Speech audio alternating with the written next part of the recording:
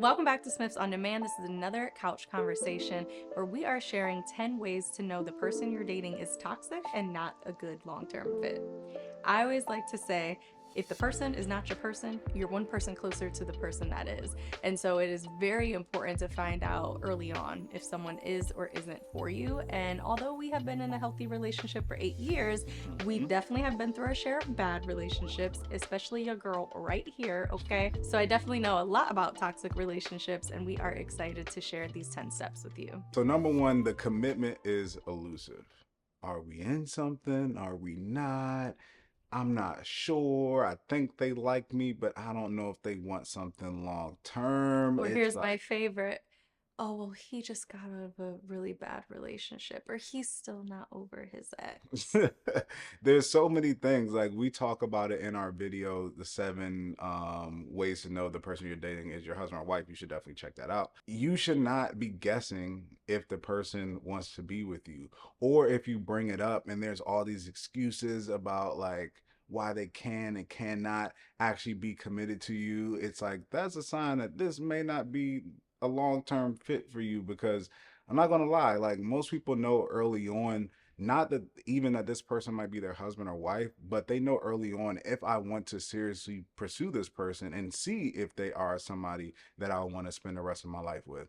I know we have one example of a friend. I remember this friend that Bree had, she was telling her all these bad things about this guy that she was dating.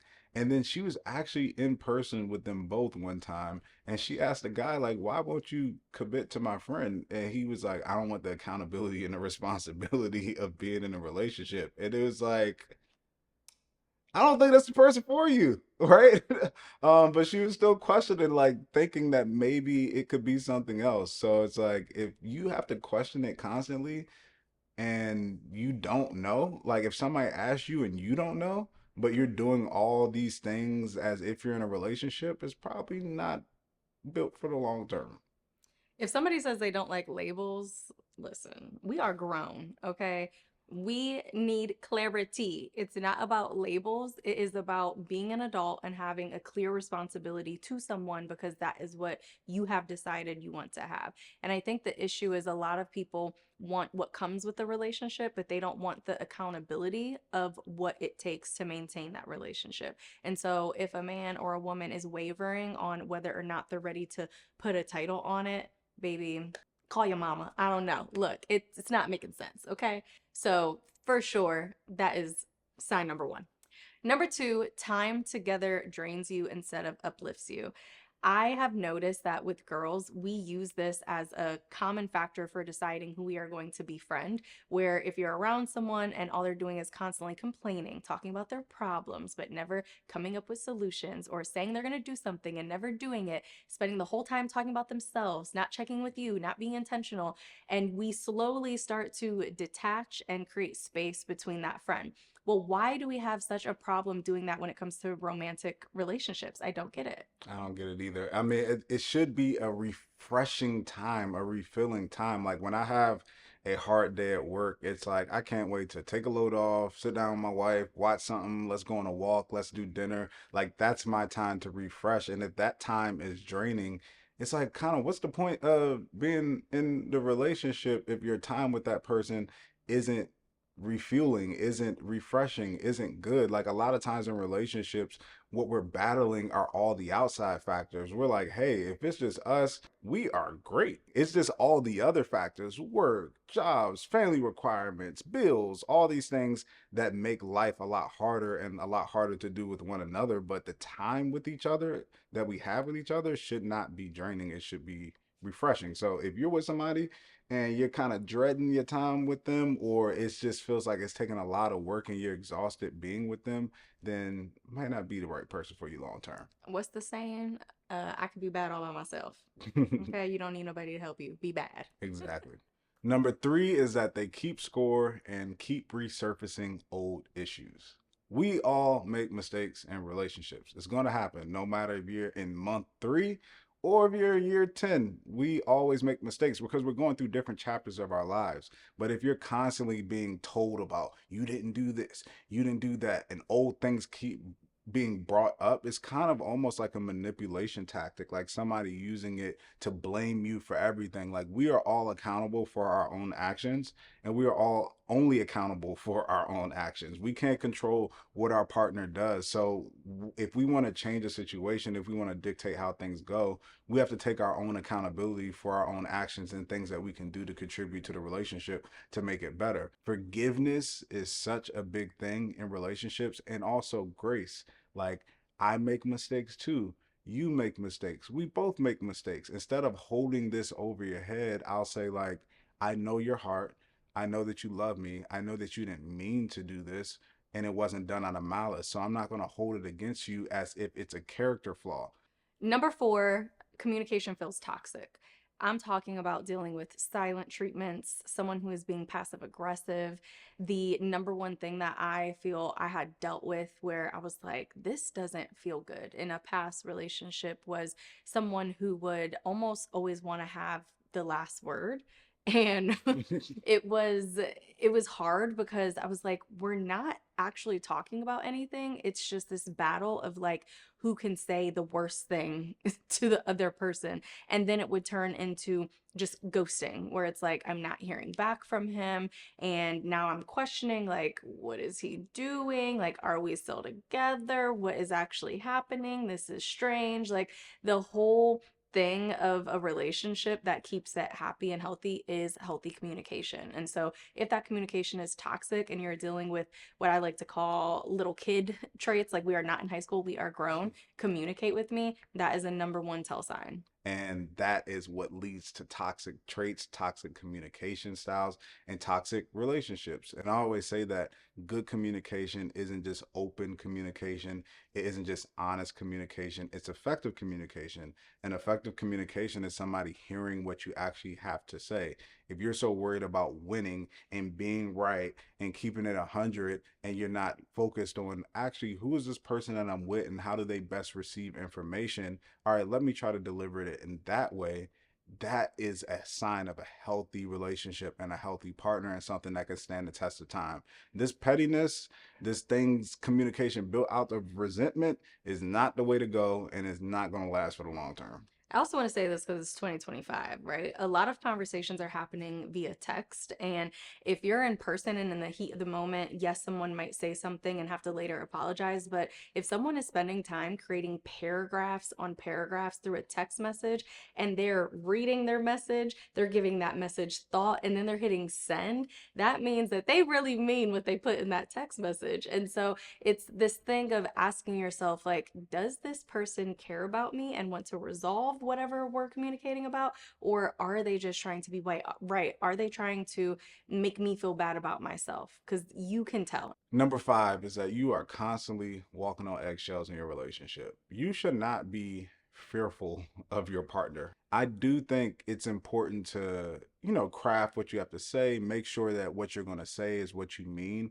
but there shouldn't be a fear of communicating based off of how somebody is going to react. Like that feeling of like, I don't know, they get angry sometimes and I don't want to say nothing too much because they might end up with a hole in the wall or like, they might end up putting their hands on me or something like that, or doing something that could be detrimental to my health, to my life, to my job, or harming their self. So you want to make sure that if you want something that's going to last for the long term, and not saying that somebody can't go to therapy and get that fixed and work through their issues, but you don't want to be in a relationship where you're walking on eggshells and you can't actually express how you feel.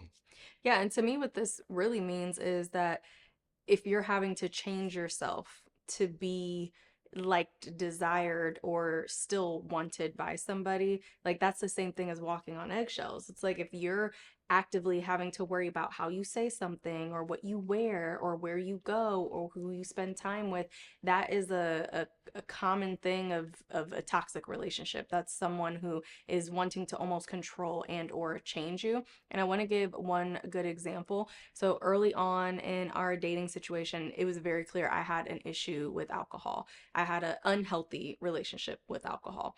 And this was something that I knew. I communicated with Dre. I had a plan of how I was going to work on that or get better with that.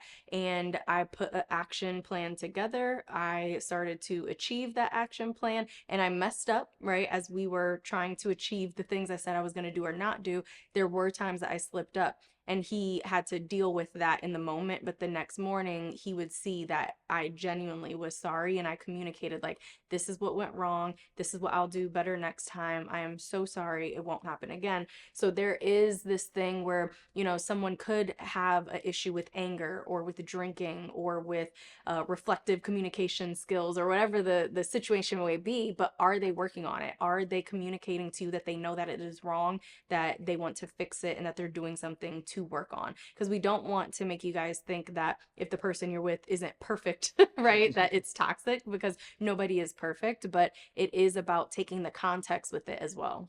Number 6, they are controlling, jealous, or manipulative. This is an important red flag to pay attention to because this is the number one thing that usually can turn into abuse, whether verbal or physical. And so, if they're doing things like tracking your social media, monitoring who you're following and who's following you, or whatever the case may be, what you're doing when you're not with them, how much time you're spending with your girlfriends or your guy friends or family, all the little things like that. Essentially, they're not allowing you to live your full life and be who you are in that. This was something that I personally only dealt with once, and it was where the person I was dating was very insecure. It had, I don't think it had anything to do necessarily with jealousy. It was just that they didn't feel secure about who they were and our relationship, even though I have never given them a reason to feel that way. And it started to show up in the relationship to the point where I was like, you know what?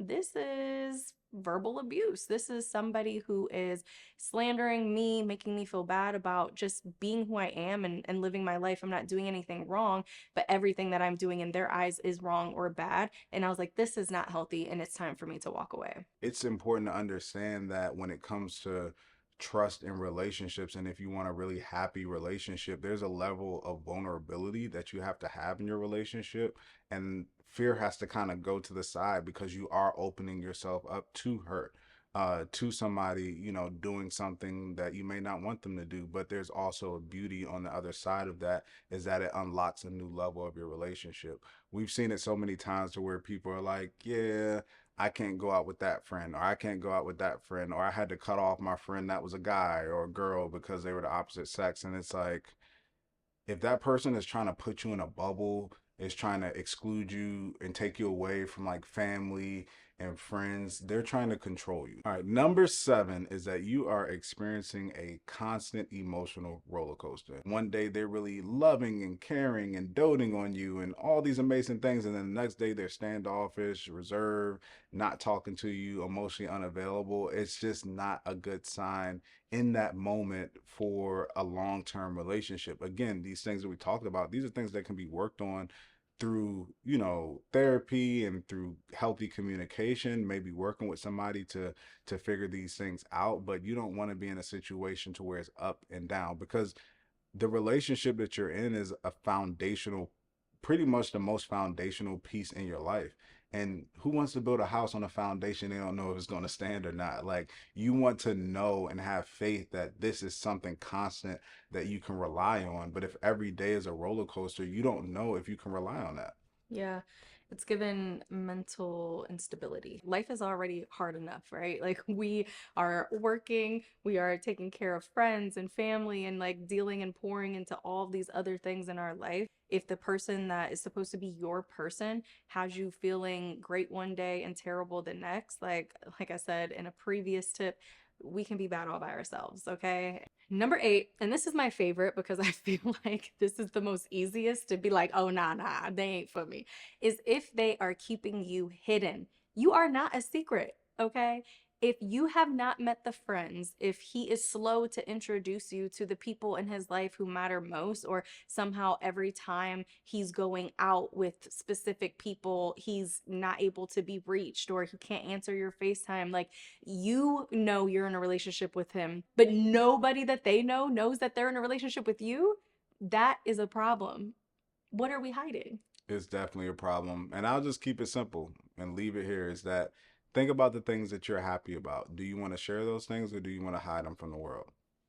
You want to share the things that make you happy. You want to share the things that mean a lot to you, especially with the people that you care about. So if that person doesn't want to do that and they're hiding you from certain people or certain situations, then it's probably a sign that they see some type of flaw or some type of issue that doesn't mean they want to be with you long term. And I say ask them. It means one of two things. It either means one, they're really not committed to you at all and they don't want to commit to you, or two, they're already committed to somebody else. Number nine is that they tend to love bomb instead of having steady connections with you. So what does this look like? What is a bomb, right? It's a huge explosion. So it's like relationship ain't going good, relationship ain't going good, you're not being consistent, you're not being consistent. Boom, huge gesture. Hey, let's take a trip to Turks and Caicos. I'll pay for everything. I got your flight, I got your food, all that stuff. This is great. And you're like, okay, cool, let's do it. And then it's like after that time, you don't hear from them. They're inconsistent. They don't talk to you again. They don't do this. 3 weeks later, here's a new bag. Like, I love you. You're great. You're awesome. You're the like. It's not steady. It's just like little pockets of like boom, and it's kind of like this thing that keeps you like reeled in. It's like as you're slipping away, it's like let me just kind of do this to kind of bring you back in to make you feel like I still love you and I still want you and make sure that you stay around and keep giving me the attention. That is not a sign of somebody who wants to be with you long term or a sign of a healthy relationship. That's a toxic manipulation tool to get you to stay around without actually truly having to commit anything. Yeah, so basically just inconsistent acts of love or affection. And number 10 is that they avoid future conversations. This is any conversations regarding long term anything around you, the relationship, and their overall future. So, talking about kids, talking about where you want to live, what they would want their wedding to be like, or, whether marriage is important, or what religion they want to raise their family under, like all of the things that have to do with long term commitment. If they are avoiding those conversations, big red flag. Definitely big red flag. They should want to be with you for the long term, and those conversations should match that. We've seen situations to where people have been like, I've been dating this person for 2 years and they bought a house. And it's like they didn't tell you they was buying a house or they ain't asked for your input. Yeah, either you ain't the only person that they dating or they not looking at you as being part of their future if they just went and bought a house, didn't ask for your input, didn't ask what you think, didn't ask you to walk the floor plan with them or anything like that. It's like when they make plans, when they do things, they're considering you in their plans.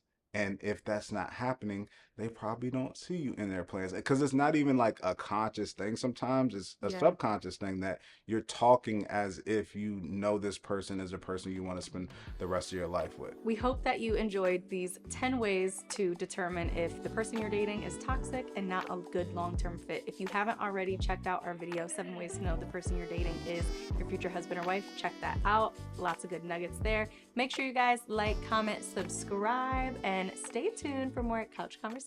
Until next time. See y'all.